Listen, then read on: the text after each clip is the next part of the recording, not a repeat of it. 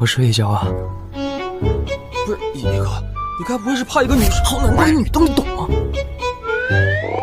कहानी की स्टार्टिंग हम सभी देखते हैं हाई स्कूल अवार्ड शो की, जहाँ पर सभी लोग क्लैप कर रहे होते हैं हमारे फीमेल लीड के लिए, क्योंकि आज उसे बेस्ट प्रोफेसर का अवार्ड मिलने वाला होता है और वो उसी को लेने जाती है। अवार्ड को लेकर हमारी फीमेल लीड काफी ज्यादा खुश होती है, लेकिन तभी उसका बेबी आता है और बोलता है कि मॉम मुझे आज बहुत ज्यादा प्राउड फील हो रहा है आज। ये बोलकर वो भी बहुत ज्यादा खुश होता है, लेकिन तभी हमारी फीमेल लीड को एक आवाज आती है, जल्दी से स्टेज से हट जाओ क्योंकि ऊपर की लाइट सेटअप गिरने वाली है। ये बात सुनकर हमारी फीमेल लीड अपने बेबी को धक्का मारती है, लेकिन वो बच नहीं पाती, वो उसी में दब जाती है। दूसरे बेबी बहुत ज्यादा क्राई करता है अपनी मॉम को मरता हुआ देखकर। इसके हम सभी देखते हैं नेक्स्ट सीन को, जहाँ पर हमारी फीमेल लीड की आईज खुलती है, वो अभी 2025 के अंदर, क्योंकि उसने अब बस रिबॉर्न नहीं किया बल्कि किसी बॉडी के अंदर स्विच कर लिया है, क्योंकि वो अब 2025 के अंदर आ चुकी है और अब बहुत ज्यादा ब्यूटीफुल हो चुकी है और इस समय उसकी एज 18 ईयर्स की है। इसकी हमारी फीमेल लीड अपने आप को शीशे में देखती है और देखकर काफी शॉक्ड होती है, क्योंकि अब वो बहुत ज्यादा ब्यूटीफुल हो चुकी है ना, इसलिए। एंड वो सोचती है क्या मैं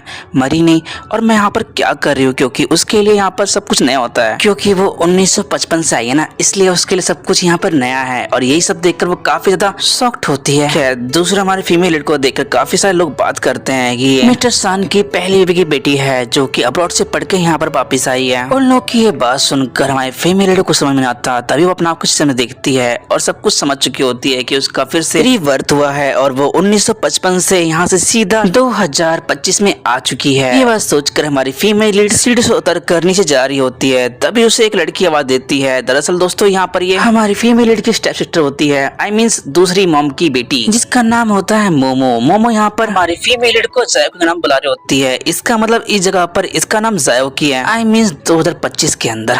खैर इसके बाद मोमो जायोकी के पास आती है और कुछ बात करने लगती है, लेकिन तभी वो जानबूझकर जायोकी के ऊपर वाइन गिरा देती है और बोलती है कि सॉरी मुझे माफ कर देना, मेरा हाथ स्लिप हो गया था। लेकिन डरो मत, ये बहुत ही महंगी वाइन है, शायद से तुमने कभी देखी भी नहीं होगी। ये बात बोलकर पसंद लगती है, लेकिन जायोकी हल्की सी स्मेल देखकर उसी के ऊपर फिर से वाइन गिराती है और बोलती है कि उफ सॉरी मुझसे भी गिर गया गलती से। ये सब देखकर सभी लोग जायोकी को सभी लोग जज करते हैं और कहते हैं कि इस लड़के को बिल्कुल भी तमीज नहीं है किसी के सामने खड़े होने की, नहीं बात करने की। ये बात सुनकर जायोकी को बहुत गुस्सा आता है और बोलती है कि अब तुम जैसे लोग मुझे तमीज सिखाओगे मुझे कैसे बात करनी और कैसे बिहेव करना होगा, पहले खुद सीखो, क्योंकि आप सभी यहाँ पर बैठकर सभी लोग की बुराई कर रहे हो और मुझे सिखा रहे हो। ये बात बोलकर जायोकी वहाँ चली जाती है और दूसरी ओर ये लोग भी चुप रहते हैं और उसकी स्टेप सिस्टर भी सोचती है कि आखिरकार इसको आज क्या हो गया, ये आज थोड़ी बहुत बदली लग रही है। दूसरी ओर जायोकी एक इंसान को देखती है जो कि बिल्कुल उसके हस्बैंड से लग रहा होता है और सोचती है कि मेरे हस्बैंड की तो एक वॉर के अंदर मौत हो गई थी। तभी हम सभी देखते हैं फ्लैशबैक को जो कि 1945 का होता है, जहाँ पर जायोकी की वेडिंग हो रही होती है और उसके साथ उसका हस्बैंड भी होता है जो कि बिल्कुल जेन जॉनसन की तरह दिखाई दे रहा होता है। खैर इसके हम सभी देखते हैं पैजिंग का सीन, जहाँ पर सभी लोग जेन जॉनसन को देख कर कह रहे होते हैं कि यहाँ पर ये आ चुके हैं। तभी जायोकी जेन के पास जाती है और बोलती है कि क्या तुम शॉन हो या तुम्हारा जॉनसन फैमिली को रिश्ता है। जायोकी को ऐसा करते देखकर सभी लोग शॉक्ड होते हैं, क्योंकि जॉनसन फैमिली से कोई भी इस तरह डायरेक्टली बात नहीं करता। इसीलिए सभी लोग जायोकी पर गुस्सा करते हैं और कहते हैं कि इस लड़के को बात करने की तमीज नहीं है। तभी हम सभी देखते हैं कि जायोकी डैड आते हैं और बोलते हैं कि प्लीज सर इसे माफ कर, इसे बिल्कुल भी बोलने की तमीज नहीं है। ये बोलकर वो जायोकी से माफी मांग ली बोलते हैं। जायोकी बोलती है कि मैंने क्या कर दिया। वो बोलते हैं कि तुमने अभी इनके ग्रैंडफादर की बेइज्जती करी है, इसलिए तुम्हें सॉरी बोलना होगा इनसे। ये बात सुनकर जायोकी शॉक्ड होती है और सोचती है कि इसका मतलब ये मेरा ग्रैंडसन है। ये बात सोचकर सीधा जायोकी जेन से बोलती है क्या अभी भी जॉनसन जिंदा है। ये बात सुनकर फिर से जायोकी डैड बोलते हैं कि मैंने कहा ना अपना मुंह बंद रखो। दूसरी ओर जेन बोलता है कि हाँ मेरे ग्रैंडफादर अभी जिंदा है, लेकिन अभी थोड़ी बहुत उनकी तबीयत खराब है। ये बात बोलकर जाने लगते हैं, लेकिन जाने से पहले बोलते हैं कि मिस्टर रीस आपकी बेटी बहुत बदतमीज है, प्लीज इसे थोड़ी बहुत तमीज सिखाओ। ये बोलकर जैन वहां चला जाता है। दूसरी ओर जायोकी जानकर बहुत खुश होती है कि उसका बेटा अभी भी जिंदा है, इसलिए वो सोचती है कि जब भी वो उससे मिलेगी तो उसे सब कुछ बता देगी अपने बारे में। ये बात जायोकी सोच रही होती है, लेकिन तभी जायोकी डैड बोलते हैं कि तुम कितनी बड़ी बदतमीज हो चुकी हो, तुम्हें मैंने बाहर पढ़ने इसलिए नहीं भेजा ताकि तुम अपने बड़ों से इस तरह बात करो। क्या तुम्हारी मॉम ने ये सब कुछ सिखाया तुम्हें? तुमने आज जॉनसन फैमिली के सामने रेस फैमिली की सारी नाक कटवा दी। ये बात बोलकर उसके डैड उसे डांट रहे होते हैं, लेकिन तभी जायको के चक्कर आने लगते हैं और वो वहीं गिर जाती है। इसके हम सभी देखते हैं नेक्स्ट सीन, जहाँ पर जायको की बॉडी अभी भी थोड़ी बहुत वीक वाली पोजीशन में होती है, क्योंकि अभी भी वो सही से इस बॉडी को सीखी है और इसीलिए जायको चक्कर आते हैं। लेकिन वो इस बात को इग्नोर करके अपने फोन को ढूंढती है और फोन पर सर्च करती है अपने बेटे के बारे में कि क्या वो ठीक है या नहीं। तभी वो देखती है कि उसका बेटा बहुत ज्यादा बूढ़ा हो चुका है और वो इस बात को कंफर्म करने के लिए अपने बेटे के बर्थमार्क को देखती है, जो कि उसके नेक पे होता है, जिसका मतलब साफ है कि यही उसका बेटा है, जो कि पहले उससे अलग हो गया था, मतलब कि उसने रीबर्थ लिया ना, इसलिए। ये बात सोचकर जायको की बहुत ज्यादा सैड होती है। लेकिन तभी जायको के डैड आते हैं और उससे बोलते हैं कि तुमने कल रात को बिल्कुल ठीक नहीं किया, तुमने ऐसा क्यों किया, आखिरकार तुम्हें हो क्या गया है? तुम्हें पता है कि अगर जॉनसन फैमिली गुस्सा आ गया ना तो हमारे साथ बहुत बुरा करेंगे। ये बात सुनकर जायको कहती है कि ऐसा कुछ नहीं होने वाला, क्योंकि जॉनसन फैमिली बहुत ज्यादा पोलाइटली है, वो ऐसी छोटी मोटी बातों पर ध्यान देते हैं। ये बात बोलकर वो अपने डैड को जाने के लिए बोलते हैं, लेकिन उसके डैड तब भी उस पर गुस्सा करते हैं। तभी जायको उठती है और बोलती है कि मैंने कह दिया ना। ये बोलकर जायको बहुत गुस्सा करती है और अपनी तीखी नजर से देखती है। जायको गुस्सा देखकर उसके डैड भी डर जाते हैं और वहाँ चले जाते हैं। तभी वो बाहर आते हैं, जहाँ पर उसकी बेटी मॉम बोलती है कि आज जायको की बहुत ज्यादा चेंज थी, वो कुछ ज्यादा ही बदतमीजी से बात कर रही थी। उसकी आंखों में देखकर तो आज मुझे बहुत डर लग रहा था। तभी उसके डैड बोलते हैं कि तुम्हें नहीं बल्कि मुझे भी उससे आज बहुत डर लग रहा था, वो काफी मेच्योरिटी वाली बातें कर रही थी। खैर एनीवेज, इसके हम सभी देखते हैं स्कूल का सीन, जहाँ पर जायको की मैथ का कोर्स देख रही होती है, जो कि उसे काफी सिंपल लग रहा होता है, क्योंकि गाइस हम सभी जानते हैं कि वो मैथ में पहले प्रोफेसर थी, इसीलिए उसके लिए हाई स्कूल वाली मैथ बिल्कुल बच्चों वाला खेल था। इसके हम सभी देखते हैं कि रोया की दोस्त कहती है कि देखो जायको को बिल्कुल ऐसे एक्टिंग करी जैसे उसके लिए सब कुछ ये इजी हो। तभी रोया जायको से बोलती है कि मुझे पता है कि तुम्हें कुछ भी नहीं आता, प्लीज एक्टिंग मत करो। तभी जोया की बोलती है कि पार्ट बी 0। ये सुनकर रोया शॉक्ड होती है और बोलती है कि तुम मेरी बेइज्जती कर रही हो। जाओ की बोलती है कि नहीं, मैं तुम्हारी इंसल्ट नहीं कर रही, बल्कि मैं इसका आंसर दे रही हूँ जिस क्वेश्चन को तुम घंटों सॉल्व करने की कोशिश कर रही हो। जाओ की बात सुनकर रोया की दोस्त बोलती है कि मुझे पता है कि तुमने बुक में से इसका आंसर देखा है। जाओ की बोलती है कि देखो मेरे पास फालतू का टाइम नहीं है। तभी रोया की फ्रेंड देखती है कि जायको का आंसर बिल्कुल सही होता है और ये सुनकर रोया बोलती है कि देखा मैंने कहा था ना कि इसने बुक में से आंसर देखा है। लेकिन तभी जायको बोलती है कि हाँ, मैं बोर हो चुकी क्लास से, लगता है कि मुझे मैथ छोड़कर साइंस क्लास में शिफ्ट होना पड़ेगा, क्योंकि ये क्लास मेरे लिए नहीं बनी है। ये बोलकर जायको वहाँ चली जाती है। जायको ज्यादा देखकर मम्मी बोलती है कि ये लड़की बहुत घमंडी है, मैं डैड से आज ही कहूंगी कि इसको वापस इसके गाँव भेज दें। खैर इसके हम सभी देखते हैं नेक्स्ट सीन को, जहाँ पर एक लड़के को देखते हैं जो कि स्केटबोर्ड से स्कूल में एंट्री करता है, जिसका नाम होता है जोई जॉनसन। हाँ गाइस, आप सभी सही पकड़े हैं, ये इंसान शॉन का ही ग्रैंडसन है जोई। और बड़ी जोई को सभी गर्ल्स काफी पसंद करती है। स्कूल में इसका अपना ही एक रोला है, हाँ बोल सकते हो रईस ज़ादे की बिगड़ी औलाद। ऐसी कैरेक्टर इस ड्रामा में इसका होने वाला है। खैर इसके हम सभी देखते हैं कि जोई स्केटबोर्ड से स्कूल में घूम रहा था, तभी वहाँ पर जायको आती है और उसे टकरा जाती है, जिसकी वजह से जायको की सारी बुक्स गिर जाती है। लेकिन जोई अपने दोस्त से बोलता है कि आज मैं कैसा लग रहा हूँ, जहाँ पर जोई के दोस्त बोलते हैं कि आज तुम बहुत कूल लग रहे हो बड़ी। ये बोलकर जोई के दोस्त उसे अप्रिशिएट करते हैं। लेकिन तभी जायको की गुस्से में उसके पास आती है और उसका शोल्डर पकड़ बोलती है कि हेलो, तुम्हें पता है भी तुमने क्या किया है, चलो जल्दी से मेरी बुक उठा के मेरे हाथ में दो। जायको की बात सुनकर जोई बोलता है कि है तुम्हें पता भी है मैं कौन हूँ? वैसे एनीवे तुम बताओ कि जरा तुम यहाँ पर क्या कर रही हो और तुम हो कौन? लेकिन जायको बोलती है कि मैंने कहा ना मेरी बुक्स मुझे उठा कर दो। तभी जोई के दोस्त पीछे से बोलते हैं कि तुम्हें पता भी है स्कूल का ये हैंडसम लौंडा है और सभी लड़कियां इस पे मरती है, तुम इससे पंगा लेके गलती नहीं करना चाहोगी शायद से। ये बात सुनने के बाद भी जायको को बिल्कुल फर्क नहीं पड़ता। वो बोलती है कि मैंने कहा ना कि मेरी बुक्स मुझे वापस दो। लेकिन तभी जोई रूडली बोलता है कि अगर मैंने बुक उठाकर ना दी तो तुम क्या कर लोगी? ये बात सुनकर जायको की जान लगती है। लेकिन जोई हंसता है और बोलता है कि लड़की डर गई। तभी हम सभी देखते हैं कि जायको की पीछे जाकर एक किक मारती है सीधा जोई के ऊपर, जिसकी वजह से हमारा मेन लीड नीचे गिर जाता है और वो अपना पर सोचता है कि अभी यहाँ पर क्या हुआ। और बड़ी तभी हम सभी देखते हैं छोटे से फ्लैशबैक को, जहाँ पर हमें दिखाया जाता है कि जायको की पहले पहले कराटे चैंपियन थी और वो आर्मी में भी जा चुकी है, इसीलिए उसके लिए सब कुछ बाएं हाथ का खेल होता है। खैर तभी हम सभी देखते हैं कि जोए का एक दोस्त बोलता है कि तुमने ठीक नहीं किया, इसका बदला हम लेके रहेंगे। जोए की बोलती है कि ऐसा है क्या, चलो आओ। ये बोलकर वो एक डंडा उठाती है और सभी दोस्तों को मार लगती है। तभी उनमें से एक दोस्त थोड़ा बहुत समझदार होता है और डर के मारे जोए की बुक उठाकर उसके हाथ में दे देता है। दूसरी ओर हम सभी देखते हैं हमारे मेन लीड जोए को, जो कि अभी पड़े पड़े सोच रहा होता है कि आखिरकार उसके साथ ये क्या हुआ। उसे सब कुछ सस्पेंस सा लगता है। ये बात सोचकर जोए उठता है और जायोकी से बोलता है कि तुम काफी स्ट्रांग हो, लेकिन तुम्हारे बात करने का ढंग काफी ओल्ड आंटी की तरह लगता है। ये सुनकर जायोकी बोलती है क्या तुम्हारी फैमिली ने तुम्हें सब कुछ सिखाया है और तुम्हारे पेरेंट्स तुम्हें कुछ भी नहीं कहते।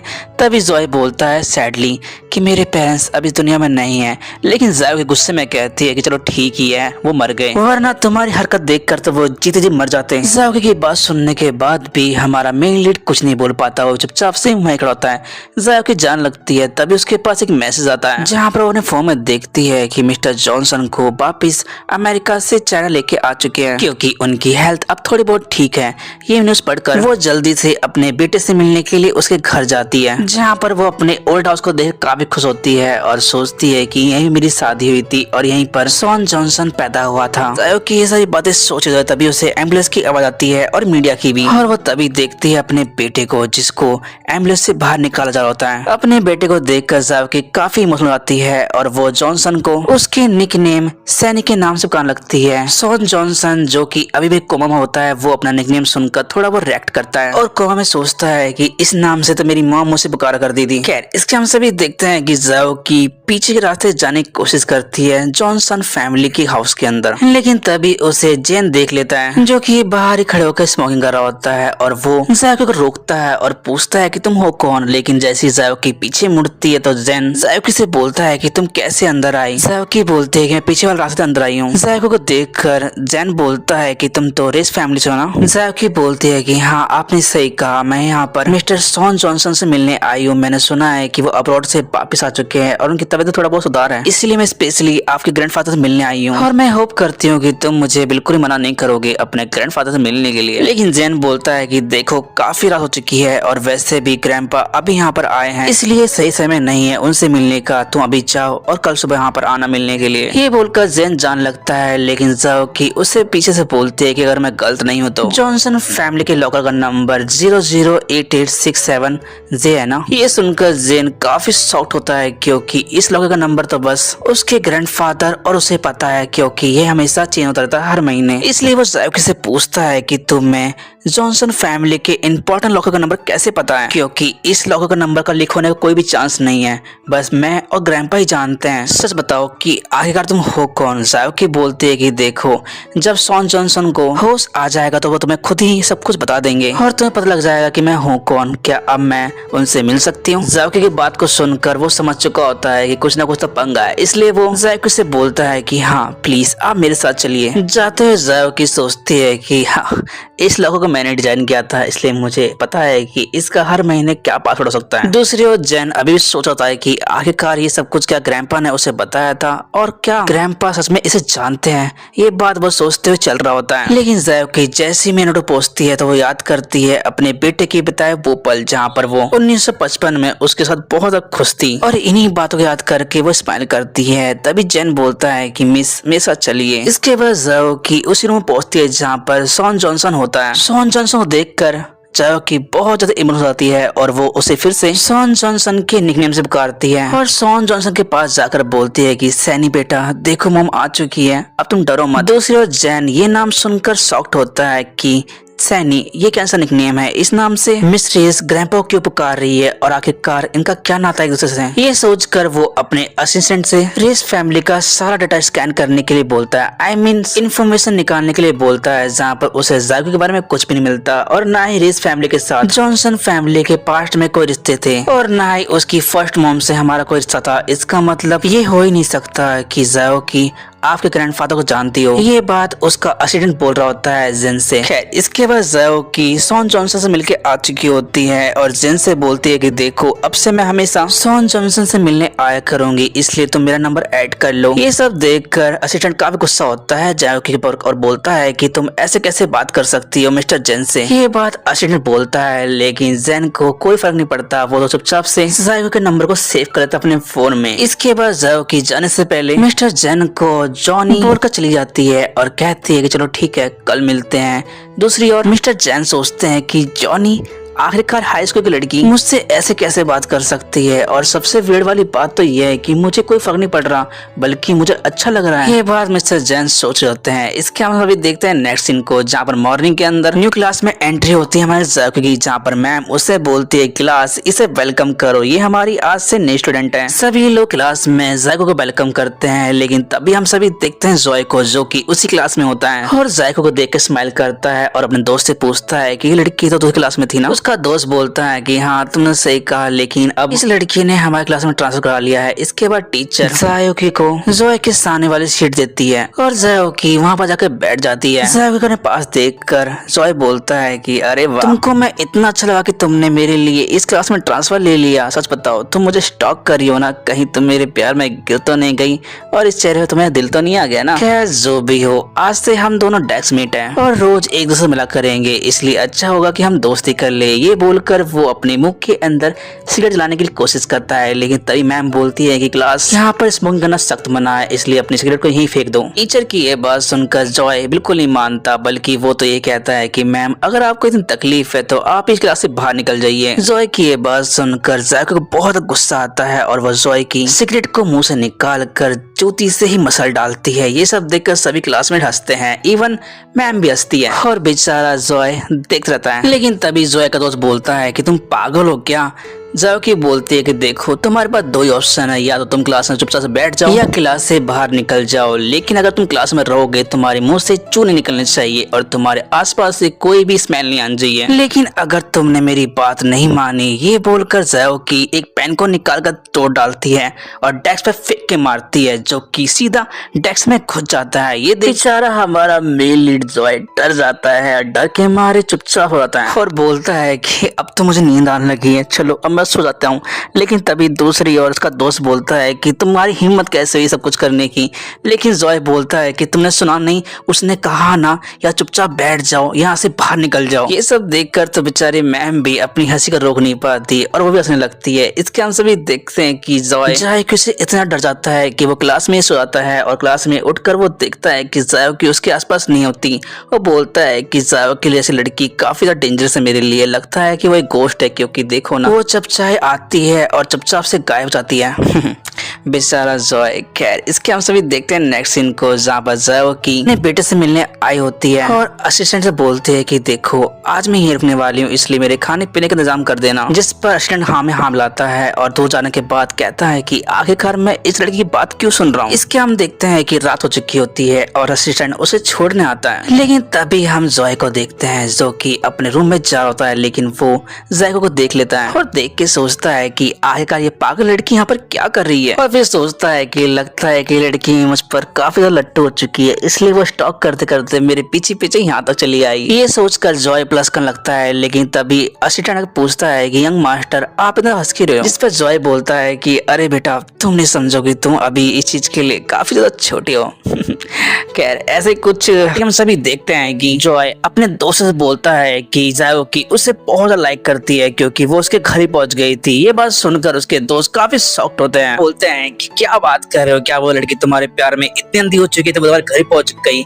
ये बात बोलने के बाद जॉय बोलता है कि हाँ तुमने सही पकड़ा, लेकिन अब मैं कुछ ऐसा प्लान करूंगा जिसकी वजह से उस लगा के शायद से मैं उसे लाइक करता हूँ, लेकिन मैं बस ये ड्रामा करूंगा उसे लाइक करने का, लेकिन बाद में उससे मैं रिवेंज लूंगा जो भी उसने मेरे साथ किया है। ये बात सुनकर उसका दोस्त बोलता है कि अरे तुमने सही कहा, ये सब कुछ करना सही होगा, तुम बिल्कुल वैसे ही करना जैसे उसने तुम्हारे साथ किया था, ये सब करने के बाद पक्का तुम्हारे प्यार में पड़ने के बाद रोएगी। एनीवेज इसके हम सभी देखते हैं कि जायो की अपने क्लासरूम में बैठकर आराम से पढ़ाई कर रही थी, तभी वहाँ पर जॉय आता है और जायो को कुछ पीने देता है और बोलता है कि ये लो तुम इसे पी सकती हो। जायो की बोलती है कि देखो मेरे पास तुम्हारे फालतू काम के लिए टाइम नहीं है, तुम यहाँ चले जाओ। है कि अगर मैं यहाँ से नहीं गया तो तुम क्या कर लोगी, तुम्हें पता है ना मैं तुम्हारा पीछा कर रहा हूँ। जायो की बोलती है कि लगता है कि तुम्हारे लिए वो वाली मार्क कम पड़ गई, शायद तुम फिर से पिटना चाहते हो। जॉय बोलता है कि अरे यार बस भी करो यार, मैं जानता हूँ कि तुम मुझे लाइक करती हो, तो क्यों इस बात को छुपा रही हो। खैर दूसरी और उसके दोस्त भी ये सब कुछ देख रहे होते हैं, तभी जायो की कोई ढूंढ लगती है। जॉय बोलता है कि तुम क्या ढूंढ रही हो। ये बात जॉय बोल रहा था, तभी अचानक से जायो की उसके ऊपर एक मोटी सी किताब फेंक कर मारती है, जिसकी वजह से जॉय फिर से नीचे गिर जाता है, उसकी फिर से बेइज्जती हो जाती है। जॉय बोलता है कि तुम ये क्या कर रही हो मेरे साथ। दूसरी ओर जॉय के दोस्त भी ये सब कुछ देखकर शॉक हो जाते हैं और भगते हुए जॉय के पास आते हैं। जायो के बोलते हैं कि देखो मेरे सामने फालतू बातें मत किया करो वरना तुम्हारे लिए अच्छा नहीं होगा। जॉय का दोस्त बोलता है कि अरे भाई लगता है कि तुझे थोड़ी बहुत मिसअंडरस्टैंडिंग हो चुकी है, क्योंकि मुझे लगता है कि लड़की तुझे लाइक कर दी है। लेकिन जॉय अपने दोस्त की बात नहीं सुनता और बोलता है कि अरे भाई ये झूठ बोल रही है, मुझे पता है कि ये लड़की मुझे लाइक करती है, बट डर रही है कहीं इसकी थोड़ी बहुत इज्जत खराब ना हो जाए और ये कहीं एक्सपोज ना हो जाए सबके सामने। इसके हम सभी देखते हैं कि जॉय का फोन रिंग करता है, जहाँ पर उसके भाई कॉल आती है, लेकिन जॉय का फोन डेस्क नीचे होता है, जिसकी वजह से जायो की उस फोन को उठाती है और देखती है कि वो जॉनसन फैमिली से ही सेव किया होता है नंबर। लेकिन जॉय का फोन डेस्क नहीं चलता, इसकी वजह से जायो की उस फोन को उठा लेती है और नंबर को देखती है कि उस नंबर पे लिखा होता है यूकी जॉनसन, जिसको पढ़कर वो काफी शॉक्ड होती है और जॉय से पूछती है कि यूकी सान जॉनसन को तुम जानते हो क्या। जॉय बोलता है कि तुम्हें कैसे पता, हाँ वो मेरा भाई है। ये बात सुनकर जॉय जायो को भड़काता है और बोलता है कि देखो इस बारे में किसी को बताना कि मैं जॉनसन फैमिली से हूँ, क्योंकि किसी को नहीं पता है कि मैं जॉनसन फैमिली से बिलोंग करता हूँ। ये बात सुनकर जायो की उसे देखने लगती है और सोचती है कि हाय मेरी किस्मत, ये इतना बिगड़ा हुआ लड़का मेरा ग्रेट ग्रेट ग्रैंडसन है क्या। जॉय बोलता है कि तुम मुझे इस तरह देख क्यों रही हो, क्या मैं ज्यादा हैंडसम लग रहा हूँ क्या। ये बोलकर जॉय फिर से जायो के सामने ओवर एक्टिंग कर लगता है ताकि उसे और भी ज्यादा अटेंशन मिल सके जायो की से। लेकिन जायो की उसे कुछ नहीं बोलती, बल्कि उसे फिर से जोरदार थप्पड़ मार कर वहाँ से भग जाती है, आई मीन चली जाती है। जॉय बोलता है कि तुम कितनी में एक्टिंग कर लो, लेकिन मैं जानता हूँ कि तुम मुझे लाइक करती हो और ये बात मैं साबित करूंगा। खैर एनीवेज इसके हम सभी देखते हैं नेक्स्ट सीन को, जहाँ पर मिस्टर रेस जायो से बोलता है कि मैंने सुना है कि तुमने आर्ट्स क्लास छोड़कर सीधा साइंस क्लास को ज्वाइन कर लिया है, तुम्हें पता है ना कि तुम्हें बिल्कुल भी सही से कुछ चीज नहीं आती, तुम साइंस क्लास कैसे मैनेज करोगी। जायो की बोलती है कि अगर कोई मेंढक पानी में रहता हो तो इसका मतलब ये नहीं है कि वो मेंढक जमीन में नहीं रह सकता। मिस्टर रेस बोलते हैं कि तुम्हारा कहने क्या मतलब है। जायो की बोलती है कि अगर आपको मेरी ये बात नहीं समझ में आए तो आप मेरी बात को क्या ही समझोगे। ये बात बोलकर जायो को जान लगती है, लेकिन तभी हम देखते हैं कि मोमो और उसकी मॉम आ रही होती है, जिसे देखकर जायो की रुक जाती है। तभी मोमो की मॉम मोमो से बोलती है कि तुम्हारे जॉनसन फैमिली टैलेंटेड शो की तैयारी कैसी चल रही है। मॉम बोलती है कि बस पूछो मत,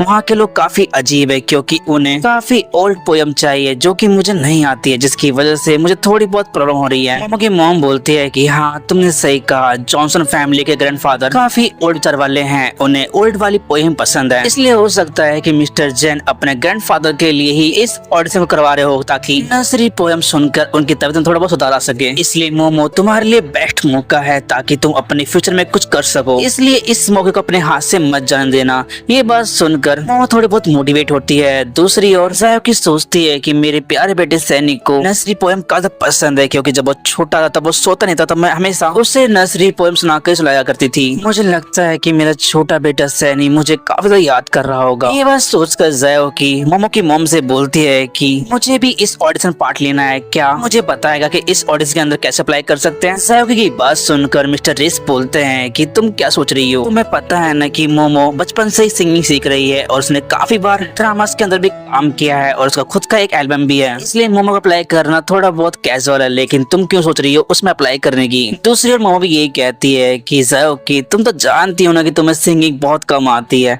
मुझे लगता है कि तुम इस चीज में पार्टिसिपेट करके अपना टाइम वेस्ट करना चाहोगी। लेकिन तभी मोमो की मॉम बोलती है कि जायो की मैंने तुम्हें लिंक सेंड कर दिया है, तुम जाकर अप्लाई कर सकती हो। ये बात सुनकर जायो की वहाँ चली जाती है। दूसरी ओर मोमो गुस्से में अपनी मॉम से बोलते हैं कि मॉम आपने ऐसा क्यों किया, मोमो की मॉम बोलते हैं कि देखो मैंने तुम्हारे लिए किया है सब कुछ, क्योंकि सोचो ना अगर उस जैसी लड़की ऑडिशन देगी तो हो सकता है कि तुम्हारी वैल्यू और ज्यादा बढ़ जाए। इस बात को सुनकर तो मिस्टर रेस भी इस बात पर एग्री करते हैं। इसके हम सभी देखते हैं फिर से नेक्स्ट सीन, जहाँ पर क्लासरूम में मतलब कि टीचर स्टाफ रूम के अंदर टीचर जायकी से पूछती है कि तुमने इतना बड़ा हार्ड वर्क वाला क्वेश्चन कैसे सॉल्व कर लिया, वो भी बिना किसी एक्सप्लेनेशन के। ये बात बोलकर टीचर उसे एक और क्वेश्चन पेपर देती है सॉल्व करने के लिए, ताकि वो जान सके कहीं जायकी ने तुक्का तो नहीं मारा या उसका लक काम कर गया। खैर इसके बाद जायकी उस पेपर ले जाती है, लेकिन जैसे ही टीचर अपने स्टाफ रूम से बाहर निकलती है तो वो देखती है कि उसने गलती से जायकी का काफी कठिन वाला क्वेश्चन पेपर पढ़ा देता है, जो कि उससे भी आज तक सॉल्व नहीं हो पाया है। ये बात सोचकर फिर से टीचर क्लासरूम में जाती है, जहाँ पर वो देखती है कि जायकी ने ऑलरेडी उस क्वेश्चन पेपर को सॉल्व कर दिया होता है। ये सब देखकर जायकी टीचर काफी शॉक्ड होती है और सोचती है कहीं जायकी कोई साइंस की टॉपर तो नहीं है, इसलिए वो जायकी से पूछती है कि तुमने इस क्वेश्चन कैसे सॉल्व कर लिया। जायकी बोलती है कि ज्यादा मुश्किल नहीं था, बस मैंने एक ही स्टेप में सब सॉल्व कर दिया। ये बात बोलकर जायकी वहाँ चुपचाप समाज चली जाती है। खैर दूसरे हम सभी देखते हैं जोय को, जो कि अभी भी अपने मन में ख्याल पक्का रहता है कहीं उसे अभी भी जायकी उसे लाइक तो नहीं करती है, क्योंकि उसे अभी भी लगता है कि वो सब कुछ ड्रामा था जो उसने किया था सबके सामने। इसलिए वो डिसाइड करता है कि आज वो सबके सामने जायकी को अपने दिल की बात बता देगा। उसे फेक प्रपोज करेगा, और जब जायकी उसे हाँ कर देगी तो सबके सामने वो इसे इंसल्ट करके मना कर देगा, जिससे ज्यादा कुछ नहीं होगा, बस उसके घर जगह थोड़ी ठंडक मिल जाएगी, जो भी अब तक जायकी ने उसके साथ किया ना उस वजह से। ये बात सोचकर मिस्टर जॉय जॉनसन फैमिली का पहला इकलौता इस खानदान का बेटा पूरा डैशिंग बन के जाता है जायकी को प्रपोज करने के लिए, वो भी बहुत बड़े गुलदस्ते के साथ, ताकि थोड़ा बहुत इंप्रेशन बन सके ना। इसके हम सभी देखते हैं कि वो जैसे कैंटीन में एंट्री करता है तो सभी लोग जॉय को ही देख रहे होते हैं, और पीछे से उसके दोस्त बस बैठे होते हैं कि जैसे जॉय से प्रपोज करेगा तो वो सभी लोग फ्लावर्स को सामने उछाल देंगे, ताकि थोड़ा बहुत क्रेज बन सके ना हमारे भाई का। खैर दूसरी ओर मोमो भी ये सब देखकर काफी शॉक्ड होती है और सोचती है कहीं जॉय उसे ही तो प्रपोज करने नहीं आ रहा ना। लेकिन तभी हम देखते हैं कि जॉय मोमो को साइड कर देता है अपने एक ही हाथ से और जाता है सीधा जायकी के पास, जहाँ पर जॉय अपनी जेब में से निकाल कर जायकी को एक ब्रेसलेट देता है, लेकिन जायकी उसे बिल्कुल भी छोटा सा भाव नहीं देती। ये सब देखने के बाद भी हमारे लौंडे का बिल्कुल भी डिमोटिवेशन स्टार्ट नहीं होता, बल्कि वो तो नी डाउन होकर घुटनों के बल बैठकर प्रपोज करता है जायकी को, ताकि वो सबके सामने जायकी की बेइज्जती कर सके। लेकिन पहले जायकी कुछ भी रिस्पॉन्स नहीं करती है, लेकिन थोड़ी देर बाद में जायकी उठती है, जिसे देखकर जॉय सोचता है कि शायद आज तो उसकी बल्ले बल्ले होने वाली है, लेकिन होता कुछ अलग है गाइस।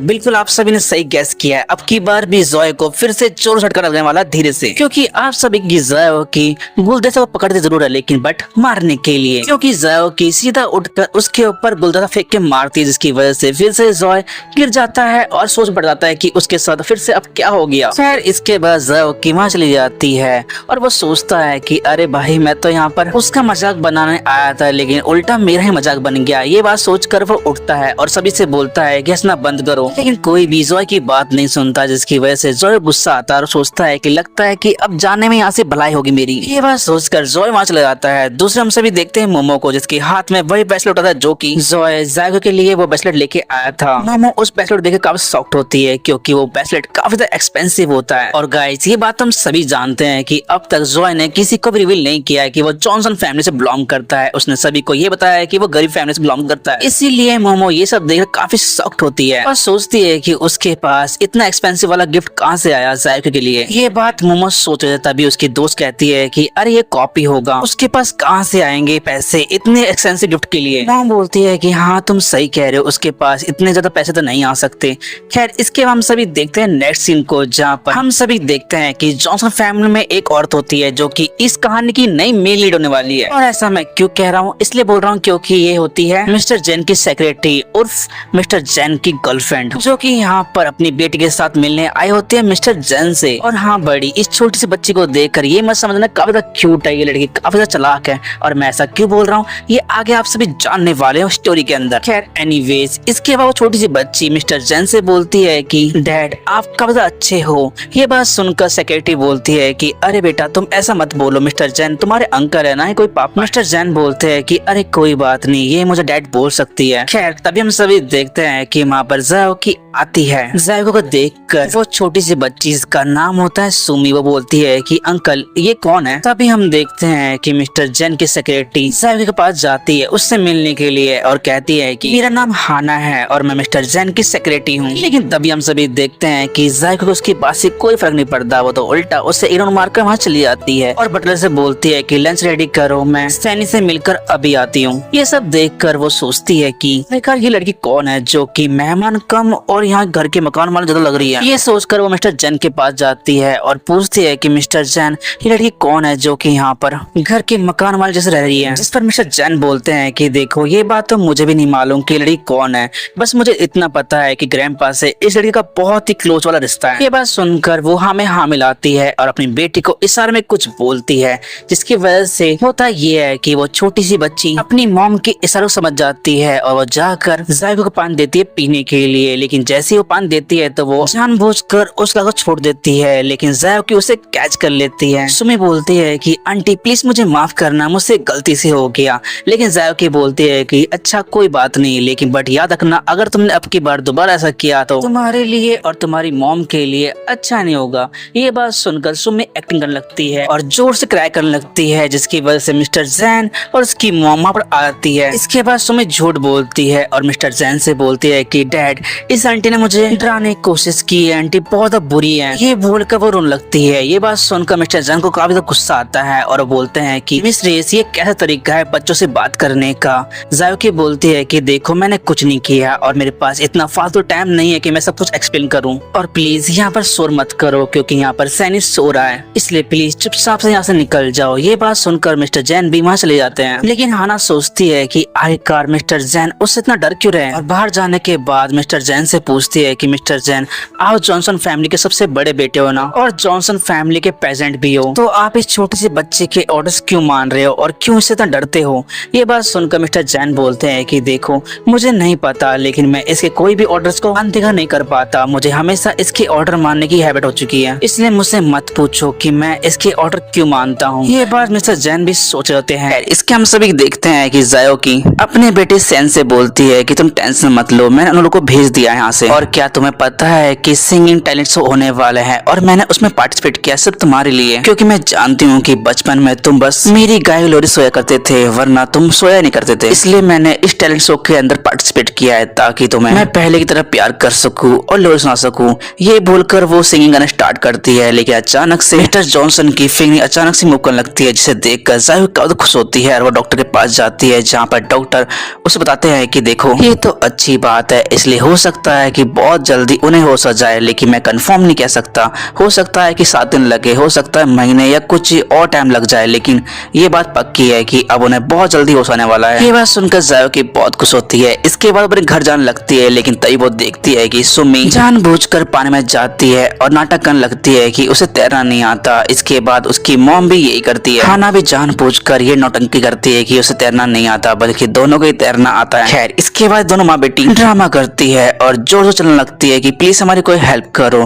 तभी मिस्टर जैन उन्हें देख लेते हैं और जाकर उन दोनों की हेल्प करते हैं और पानी से निकाल ले आते हैं, लेकिन सुमी झूठ बोलती है कि ये सब कुछ जायोकी आंटी ने करा है। ये बात सुनकर मिस्टर जैन को बहुत ज्यादा गुस्सा आता है। वो बोलते हैं कि आप पागल हो चुके हो क्या, कोई इंसान इतनी छोटी बच्ची के साथ ऐसा कैसे कर सकता है, आपको पता है ना कि सब कुछ इलीगल है। मिस्टर जैन की ये बात सुनकर जायोकी बोलती है कि तुम्हें दिखाई नहीं दे रहा क्या, तुम पागल हो चुके हो, तुम्हें पता नहीं लग रहा कौन झूठ बोल रहा कौन सही। मेरे हिसाब से अगर तुम इतनी सी बात का पता नहीं लगा सकते तो तुम्हें प्रेजेंट होने का कोई हक नहीं है, तुम्हें इस पोस्ट को छोड़ देना चाहिए अभी। ये बात बोलकर जायोकी वहाँ चली जाती है, लेकिन मिस्टर जैन काफी गुस्सा होते हैं और बोलते हैं कि छोटी सी लड़की मुझे बताएगी कि मुझे क्या करना चाहिए लाइफ के अंदर। ये बोलकर मिस्टर जैन जायोकी पर बहुत गुस्सा करते हैं, लेकिन जायोकी जा चुकी होती है। तभी वहाँ पर बटलर आता है और बोलता है कि सर मिस्टर जॉनसन को हो चुका है और वो उठ चुके हैं। बटलर की बात सुनकर मिस्टर जैन भगते हुए जाते हैं अपने ग्रैंडपा के पास, जहाँ पर उन्हें पता लगता है कि अब उन्हें फाइनली होश हो चुका है। डॉक्टर बताते हैं कि देखो अब वो ठीक तो है, लेकिन बट उन्हें थोड़ी बहुत केयर चाहिए, बस आपको ख्याल रखना पड़ेगा कि इनके दिमाग के ऊपर कोई भी जोर ना पड़े, वरना हो सकता है कि फिर से बीमार पड़ जाए। एनीवेज इसके हम सभी देखते हैं कि मिस्टर जैन अपने ग्रैंडपा को कुछ पीने देते हैं, लेकिन मिस्टर जॉनसन बोलते हैं कि अभी मैंने थोड़ी देर पहले एक वॉइस सुनी थी,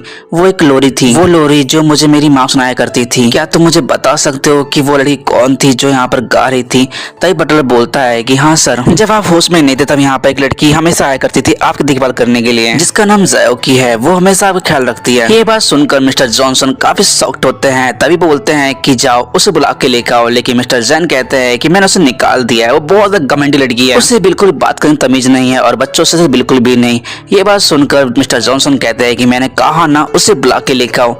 ये बात सुनकर बटलर ज़ायो को बुलाने के लिए जाता है। दूसरी ओर ज़ायो की कार बैठकर जाने वाली तभी वहाँ पर बटलर आकर बताता है कि ज़ायो की मैम मिस्टर जॉनसन सर को होश आ चुका है। ये बात सुनकर ज़ायो की बहुत खुश होती है और भगते हो जाती है मिस्टर जॉनसन से मिलने के लिए, आई मीन अपने बेटे से मिलने के लिए, जहाँ वो देखती है कि उसका बेटा वो उसमें आ चुका होता है। और दूसरी ओर मिस्टर जॉनसन भी ये देख काफी शॉक्ड होते हैं क्योंकि उसका फेस बिल्कुल उसकी मॉम की तरह मैच कर होता है, जिस वजह से वो सोचता है कि ऐसे कैसे हो सकता है, एक ही चेहरा दो जनरेशन के अंदर कैसे मैच कर सकता है, हाउ कैन पॉसिबल, क्योंकि मेरी मॉम को मरते बहुत टाइम हो चुका है और मैं ये भी सोच सकता है कि ये मेरी बहन हो या मेरी मॉम की बहन हो सकती है, क्योंकि ये पॉसिबल ही नहीं है। दूसरे हम सभी देखते हैं कि ज़ायो की इमोशनली बोलती है कि सैनी तुम्हें होश आ गया मेरे बेटे। मिस्टर जॉनसन ये बात सुनकर काफी शॉक्ड होते हैं क्योंकि उसके निकनेम को बस उसकी मॉम ही जानती है। वो बोलता है कि आखिरकार तुम हो कौन, तुम कैसे जानते हो मेरा निकनेम जो कि मेरी मॉम को ही पता है। उनके मरने के बाद आज तक किसी ने मुझे इस नाम से नहीं पुकारा है, तुम हो कौन।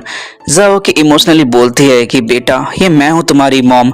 मिस्टर जॉनसन बोलते हैं कि तुम पागल हो चुके हो क्या, प्लीज मेरे साथ ऐसा मजाक मत करो, मेरी मॉम को मरे बहुत टाइम हो चुका है, तुम मेरी मॉम कैसे हो सकती हो। गाइस देखा जाए तो हो सकता है कि वो मान जाए, लेकिन बट ये पॉसिबल नहीं है ना, क्योंकि वो काफी टाइम पहले अपनी मॉम को मरता हुआ देख चुका है, इसलिए उसके लिए ये सब कुछ मानना पॉसिबल ही नहीं है। एनीवेज इसके बाद ज़ायोकी मिस्टर जॉनसन के पास बैठकर बोलती है क्या तुम्हें याद है वो पपी जिसके लिए तुम बहुत ज्यादा क्राई कर रहे थे और तुमने उसका नाम पीपी रखा था और पीपी को देखकर तुम काफी खुश हुए थे, लेकिन जब पीपी तुम्हारे हाथ से खो गया तुम बहुत ज्यादा रो रहे थे उसे ढूंढने के लिए। मिस्टर जॉनसन ये बात सुनकर काफी शॉक्ड होते हैं और कहते हैं कि तुम्हें ये बात कैसे पता, ये बात तो बस मेरी मॉम को ही पता था। ज़ायोकी इमोशनली क्राइली बोलती है कि प्लीज मुझे माफ करो सैनी, मैंने तुमसे कहा था कि मैं तुम्हें छोड़ कभी नहीं जाऊंगी, लेकिन मैं अपना वादा ना निभा पाई और तुम्हें बचपन में छोड़ चली गई थी। मुझे पता है कि तुमने बहुत ही मुश्किल से इतना सब कुछ सहा होगा, तुम अपनी मॉम को बहुत ज्यादा मिस करते होंगे, प्लीज मुझे माफ कर दो उन चीजों के लिए। लेकिन सैनी अब तुम मत डरो क्योंकि मॉम आ चुकी है, अब मैं तुम्हारा हमेशा ख्याल रखूंगी, तुम्हें छोड़कर कभी नहीं जाऊंगी। ज़ायो की सारी बात सुनकर मिस्टर जॉनसन को यकीन हो चुका होता है कि यही उनकी मॉम है और वो काफी ज्यादा क्राई करने लगते हैं। इसके बाद ये दोनों दूसरे का हक करते हैं, लेकिन मिस्टर जैन कहते हैं कि ऐसे कैसे हो सकता है, मुझे लग रहा है कि तुम कोई फिल्म वाली स्टोरी सुना रही हो। अपने ग्रैंडसन की ये बात सुनकर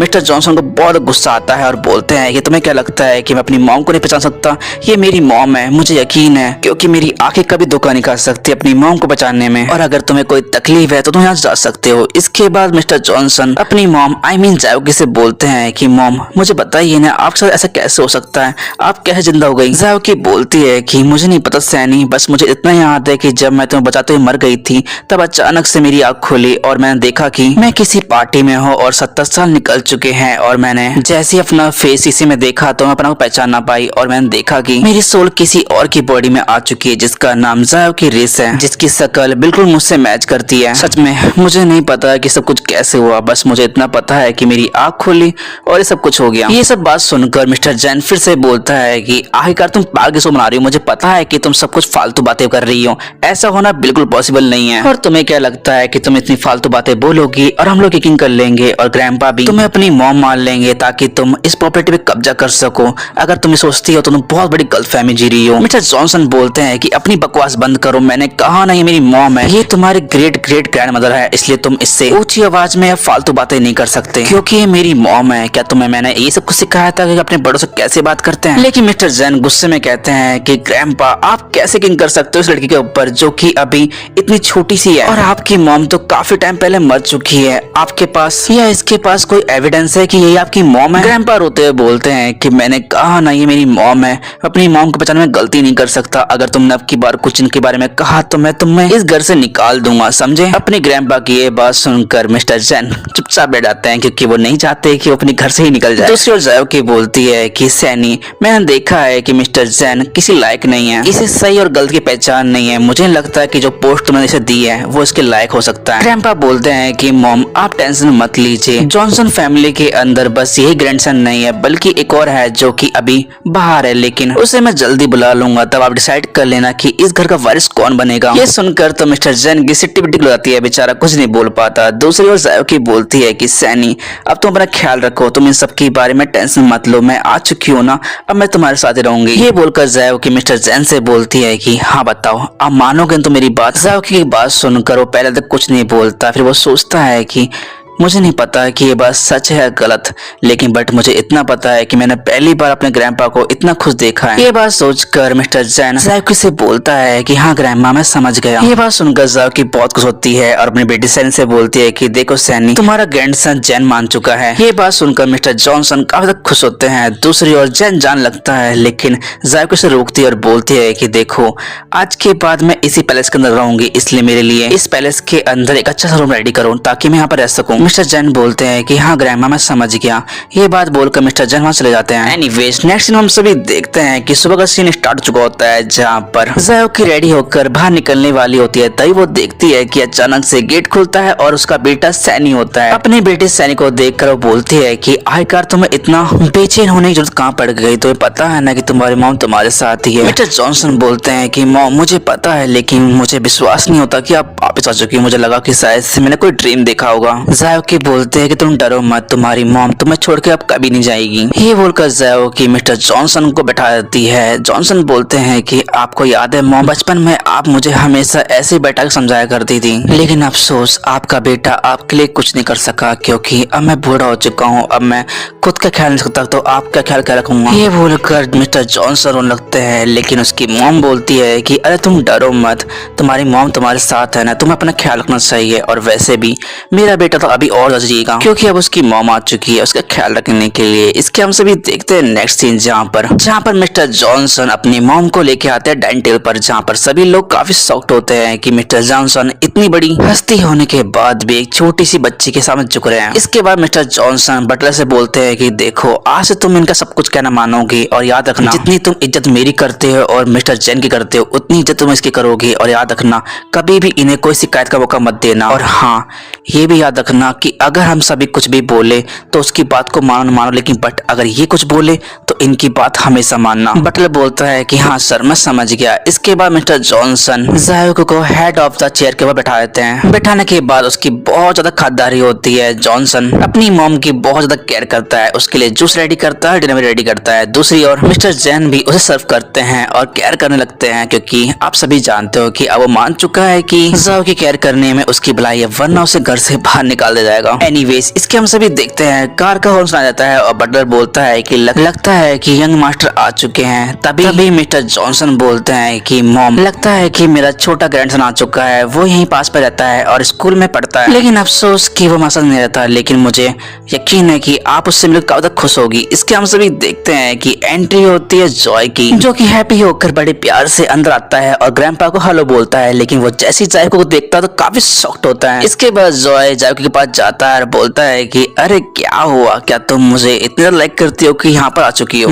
लगता है कि तुम अपने फैसले से पछता रही हो, इसलिए तुम यहाँ पर आकर मुझे मनाना आई हो। जॉय की ये बात सुनकर मिस्टर जॉनसन को बहुत गुस्सा आता है, वो अपने पोते को एक थप्पड़ मारते हैं। दूसरी ओर जैन भी ये सब देखकर स्माइल करने लगता है, लेकिन बेचारा जॉय कहता है कि ग्रैंडपा आपने मुझे क्यों मारा? मिस्टर जॉनसन बोलते हैं कि तुमने गलती करी है। जॉय बोलता है कि आखिरकार मैंने क्या गलती कर दी है ग्रैंडपा? दूसरे हम सभी देखते हैं कि मिस्टर जैन सभी को बाहर जाने के लिए बोलता है, क्योंकि गाइस अब बात होने वाली है टॉप सीक्रेट वाली, इसलिए वो सभी को भगा देता है। इसके बाद मिस्टर जॉनसन बोलते हैं क्या मैंने तुम्हें ये सब कुछ सिखाया, बड़ों से बात करने की तुम्हें तमीज नहीं है? जॉय बोलता है कि बड़े, अरे ये तो मेरी क्लास में पढ़ती है। मिस्टर जॉनसन बोलते हैं कि तुम पागल हो क्या, ये मेरी मॉम है, ये तुम्हारी ग्रेट ग्रैंडमदर है, इसलिए तुम्हें इनकी सारी बातें माननी होगी और इनके सामने झुकना होगा। अपनी ग्रैंडपा की ये बात सुनकर तो उसके तो तोड़ जाते हैं, उसे समझ में आता है कि आखिरकार उसके ग्रैंडपा उसे क्या समझाना चाहते हैं। जॉनसन बोलता है कि ये देखो तुम्हारी ग्रैंडमदर है।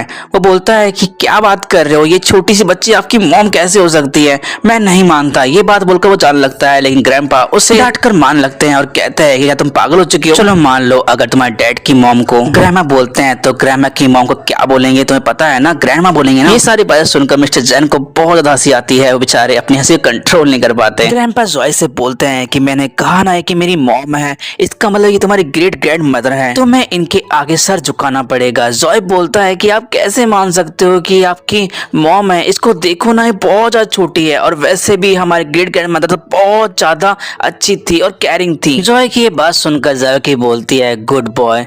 जॉय को बहुत गुस्सा आता है और बोलता है कि तुम चुप रहो, मैं जानता हूँ कि तुम्हारी सब प्लानिंग है, तुम बस इस प्रॉपर्टी कब्जा करने आई हो, तुम सब नौटंकी कर रही हो। दूसरी ओर जैन जॉय को इशारे में समझाता है कि चुप रहो वरना तुम्हारे साथ बहुत ज्यादा बुरा हो सकता है। लेकिन जॉय जब भी चुप नहीं होता, वो बोलता है कि बिग ब्रदर आप कैसे बिलीव कर सकते हो इस धोखेबाज की बातों पर, आप इसे देखो ना, ये कैसे हो सकती है हमारी ग्रेट ग्रैंडमदर। मुझे पता है कि ये धोखा दे रही है हम सभी को और बस इस प्रॉपर्टी कब्जा करने आई, लेकिन मैं ऐसा नहीं होने दूंगा। दूसरे ग्रैंडपा को ये बात सुनकर बहुत गुस्सा आता है, वो जॉय को मारने की कोशिश करते हैं। लेकिन जॉय बोलता है कि ग्रैंडपा आप मुझे क्यों मार रहे हो, आप इसे देखो ना, ये कितनी ज्यादा यंग है। हमारे ग्रैंड मदर होती तो शायद से वो काफी ज्यादा ओल्ड होती और वैसे भी हमारी ग्रैंड मदर बहुत ज्यादा अच्छी थी।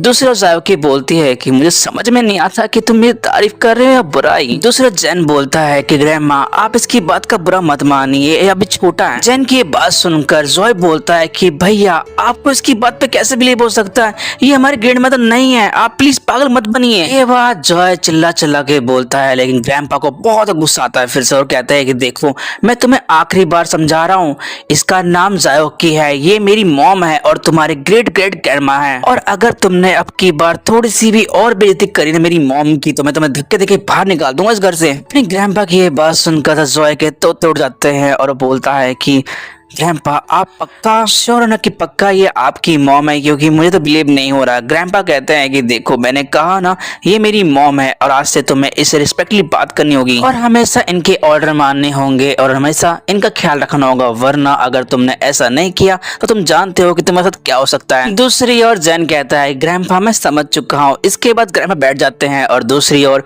जॉय सोचता है कि अब मैं क्या करूँ। ये बात जॉय सोचता है, दरअसल जॉय इसलिए सोचता है क्योंकि जिस लड़की के पीछे वो पागल था और जिसको वो जल्दी ही अपनी जिया बनाने वाला था, वो लड़की उसकी ग्रैंडमा निकली। ये बात जानकर तो किसी के भी तोते उड़ जाएंगे यार, चाहे मैं क्यों ना हूं। खैर इसके हम सभी देखते हैं एक लड़की को जिसको बटलर लेके आता है, जिसका नाम होता है यूबी, जो कि मिस्टर जैन की रियल बेटी होती है। खैर इसके बाद यूबी मिस्टर जैन से पूछती है कि डैड क्या मैं आकर बैठ सकती हूँ, जिसे मिस्टर जैन बोलते हैं कि हाँ तुम बैठ सकती हो। इसके हम सभी देखते हैं कि ज़ायोकी यूबी को अपने पास बुलाती है और बोलती है कि आओ मेरे पास आके बैठ जाओ। इसके बाद यूबी ज़ायोकी के पास जाकर बैठ जाती है। दूसरे ग्रैंडपा ज़ायोकी से बोलते हैं कि ये जैन की बेटी है जो कि बोर्डिंग स्कूल में पढ़ती है, बस ओनली समर्स या विंटर्स में आती है क्योंकि इसकी मॉम इसे जन्म देते ही मर गई थी। ये सुनकर ज़ायोकी को बहुत ज्यादा दुख होता है, लेकिन ज़ायोकी बोलती है कि अच्छा इसी वजह से जैन दूसरों के बच्चों का इतना ख्याल रखता है। ये बात सुनकर मिस्टर जैन को बहुत ज्यादा शर्मिंदगी महसूस होती है। दूसरी ओर ज़ायोकी बोलती है कि आखिरकार तुमने अपनी बेटी को बोर्डिंग स्कूल क्यों भेजा। ग्रैंडपा बोलते हैं कि वो बोर्डिंग स्कूल काफी अच्छा है और वैसे भी जैन चाहता है कि उसकी बेटी हर एक काम खुद सीख के करना। ज़ायोकी ये बात सुनकर बहुत खुश होती है और बोलती है कि अगर ऐसा है तो तुम्हें हाना की बेटी सुमी को बोर्डिंग स्कूल भेजना चाहिए क्योंकि वो बोर्डिंग स्कूल काफी अच्छा है ना। मिस्टर जैन कहते हैं कि नहीं आयो बहुत ज्यादा छोटी है, उसके डैड भी नहीं है, इसलिए मैं चाहता है कि उसे किसी चीज की भी प्रॉब्लम हो वहाँ पर। दूसरी ओर जॉय ये बात सुनकर काफी ज्यादा हर्ट होता है और कहता है कि अच्छा भाई ऐसी बात है क्या, अगर उसके डैड नहीं है शायद से तुम्हें जल्दी है ना शादी कर लेनी चाहिए ताकि उसे भी डैड मिल सके। जॉय की ये बात सुनकर मिस्टर जैन ब्लश करते हैं और कहते हैं कि हाँ भाई तुमने सही कहा, मुझे शादी कर लेनी चाहिए। दूसरी ओर ग्रैंडपा भी कहते हैं कि अगर ऐसी बात है तो मैं जल्दी ही उसे शादी कर लेनी चाहिए, मैं जल्दी तुम दो के लिए एक डेट फिक्स करता हूँ ताकि तुम शादी कर सको। दूसरी ओर ये बात सुनकर ज़ायोकी को बहुत ज्यादा गुस्सा आता है और वो सभी से कहती है कि देखो तुम तीनों मेरे साथ कल हॉस्पिटल चलना, ठीक है। जिस पर ये सभी कहते हैं कि आखिरकार हॉस्पिटल क्यों, जिस पर ज़ायोकी बोलती है कि मुझे लगता है कि यहाँ ये सभी मेंबर्स पागल हो चुके हैं, उनकी आंखें भी खराब हो चुकी है, इसलिए मैं चाहती हूँ कि तुम लोग की आंखों का ऑपरेशन करवा के तुम्हें ठीक कर दो क्योंकि तुम्हारी आंखें तो खराब हो चुकी है ना। ज़ायोकी की बात सुनकर ये सभी शॉक जाते हैं। दूसरी ओर बटलर हैना और उसकी बेटी सुमी को वहाँ पर लेके आता है। सुमी को देखकर मिस्टर जैन काफी खुश होते हैं और उसे हक कर लेते हैं। दूसरी ओर यूबी को ये सब देखकर बहुत ज्यादा बुरा लगता है क्योंकि उसके डैड किसी और को प्यार करते हैं ना कि उससे। खैर दूसरी ओर हैना ये सब देखकर काफी शॉक्ड होती है क्योंकि ज़ायोकी हेड ऑफ द मेंबर की चेयर पर बैठी होती है। ये सब देखकर हैना को बहुत गुस्सा आता है और वो बहाना क्रिएट करती है और कहती है कि ज़ायोकी क्या तुम यहाँ से उठ सकती हो क्योंकि मुझे ग्रैंडपा के पास बैठना है, जहाँ पर ग्रैंडपा कहते हैं कि तुम यहीं बैठ जाओ क्योंकि वो यहाँ से नहीं उठ सकती। इसके बाद हम सभी देखते हैं कि मिस्टर जैन उसे अपने पास बैठा लेते हैं। इसके बाद हैना देखती है कि मिस्टर जॉनसन एक मामूली से लड़के को सर्व कर रहे हैं। ये सब देखकर वो काफी ज्यादा शॉक्ड होती है। इसके बाद सुमी मिस्टर जैन से बोलती है कि डैड, इस फिश के अंदर बहुत सारे कांटे हैं, क्या आप मुझे इन कांटों को निकाल के दे सकते हो, क्योंकि मैं खा नहीं पाऊंगी ना। इसके बाद सुनकर मिस्टर जैन फिश पे कांटे निकालने की कोशिश करते हैं। दूसरी और यूबी भी कहती है कि डैड, मेरी फिश के अंदर भी कांटे हैं, क्या आप इन्हें निकाल सकते हो। जिसमें मिस्टर जैन कहते हैं कि तुम अब बड़ी हो चुकी हो, तुम अपना खुद का काम खुद कर सकती हो। ये बात सुनकर यूबी काफी सैड होती है और दूसरी और सुमी काफी ज्यादा खुश होती है। लेकिन जायको को बहुत गुस्सा आता है और वो कहती है कि देखो, यूबी बस थोड़ी बहुत बड़ी है सुमी से, लेकिन अभी वो छोटी है। ये बात सुनकर मिस्टर जैन चुप जाते हैं, क्योंकि मिस्टर जैन के पास इतनी हिम्मत नहीं होती ना कि जो जायको के सामने फालतू बोल सके। इसके बाद जायो की यूबी से बोलती है कि अरे मेरे बेटे, क्या तुम्हें फिश खानी है, जिस पे यूबी कहती है कि हाँ। इसके बाद गुस्से में जायो की मिस्टर जॉनसन मींस अपने बेटे के पास फिश फेंक के बोलती है कि चलो इसे साफ करके दो, और गुस्से में कहती है कि सैनी, तुम्हें दिखाई दे रहा है यहाँ पर खुद का खून सबके सामने इग्नोर हो रहा है और उसे काफी ज्यादा हर्ट भी हो रहा है, और दूसरी ओर जो इस फैमिली का है भी नहीं, उसे सब कुछ मिल रहा है। क्या तुम अंधे हो चुके हो? क्या तुम्हें अपनी रिस्पॉन्सिबिलिटी का कोई भी अंदाजा नहीं है कि तुम्हें क्या करना चाहिए यहाँ पर? तुम अपने आप को इस फैमिली के हेड बोलते हो, तुम्हें इतना भी नहीं पता है किसी साथ बैठना चाहिए, किसी साथ नहीं बैठना चाहिए। लगता है कि अब तुम बुढ़े हो चुके हो, तुम्हारी बस की बात नहीं है अपनी फैमिली को प्रोटेक्ट करने की। ये बात सुनकर जल्दी ग्रैंडपा उस फिश को साफ करने लगते हैं और सॉरी बोलते हैं कि प्लीज मुझे माफ कर देना, मैंने यूबी को इग्नोर मारा। दूसरी ओर ये सब देखकर हैना काफी शॉक्ड होती है कि आखिरकार इस घर के अंदर ये सब चल क्या रहा है। इसके बाद ग्रैंडपा मिस्टर जैन से बोलते हैं कि देखो, तुम आज कहीं पर भी नहीं जाओगे, आज तुम शॉपिंग पे लेकर जाओगे अपनी बेटी यूबी को। जिस पर मिस्टर जैन हाँ बोलते हैं, लेकिन दूसरी ओर हैना को लगता है कि शायद से जायको को यहाँ पर मिस्टर जैन की वाइफ बनाने के लिए लेकर आया गया है, इसलिए वो नहीं चाहती कि ऐसा कुछ हो। इसलिए वो अपनी बेटी को इशारा करती है, जहाँ पर सुमी मिस्टर जैन से बोलती है कि डैड, आज तो आपने मुझसे प्रॉमिस किया था ना कि आज आप मुझे शॉपिंग पे लेके जाओगे, और आपको पता है ना कि जो टॉय मुझे चाहिए वो काफी ज्यादा फेमस है, इसलिए हो सकता है कि अगर हम सभी लेट हुए तो वो स्टॉक में ना रहे, इसलिए प्लीज डैड जल्दी चलिए ना। जिस पर ग्रैंडपा गुस्से में कहते हैं कि सुमी देखो, जब बड़े बात करते हैं ना तो छोटों को बीच में नहीं बोलना चाहिए।